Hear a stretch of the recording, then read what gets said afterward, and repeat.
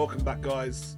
Today we're going to be taking a deep dive into my sim rig, everything I use to race, why I chose it, and what I think so far. Oh, and we will be addressing the elephant in the room later. There's one part of this rig I will not be talking about, and trust me, there's very good reason for that. For my entire control setup, I went with Simagic. As someone new to sim racing, it just made sense to keep everything in one ecosystem. I had heard really good things about their products, and honestly, I've been nothing but bowled over by their quality and the professionalism of the company. Everything works seamlessly together, and I haven't had a single issue.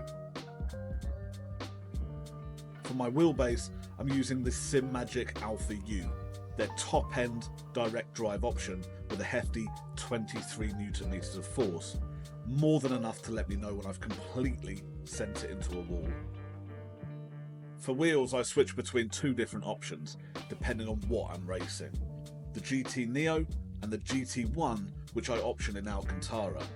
Since I've mainly been driving the MX-5 or drifting so far, the GT1 has been getting most of the action, but that's going to change soon enough. The pedals are the P1000 RS hydraulics, which I ordered with haptics on both the brake and accelerator for that extra bit of realism. For shifting, I'm using the DS8X shifter, which gives me the option to switch between H-pattern and sequential. I've also added a carbon shift knob to make it feel even better in the hand. Okay, too far. And finally, the TBRS hydraulic handbrake, which, if you watched my last video, you already know I'm a massive fan of this thing. It's so satisfying to use. The seat was one of the most important decisions for me personally.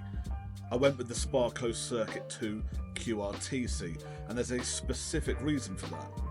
If you've been following my journey so far, you'll know I have a back injury, so getting a seat I could physically sit in and test before purchase was non-negotiable.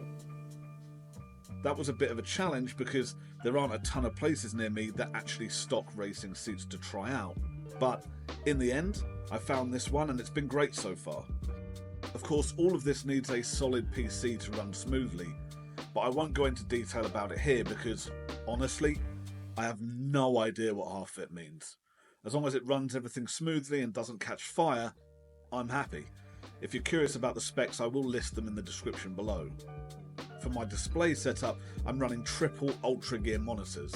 They're 180Hz HDR IPS panels with G-Sync. I opted for triples over VR because, while VR is incredibly immersive, the tech just hasn't come far enough for me to comfortably use it for hours on end without getting headaches or feeling uncomfortable. Triple screens give me the immersion without the downsides. It's time. Alright, so let's talk about the elephant in the room. There's one part of my rig that I genuinely regret buying. Not because it doesn't work, but because dealing with the company behind it was so bad, I actually checked if they were secretly running a psychology experiment on frustration tolerances. I just can't, in good conscience, recommend their products. I won't name names, but if you've been in the sim racing space for a while, you might already know who I'm talking about and have heard stories in the past. So that's the full breakdown of my sim racing setup.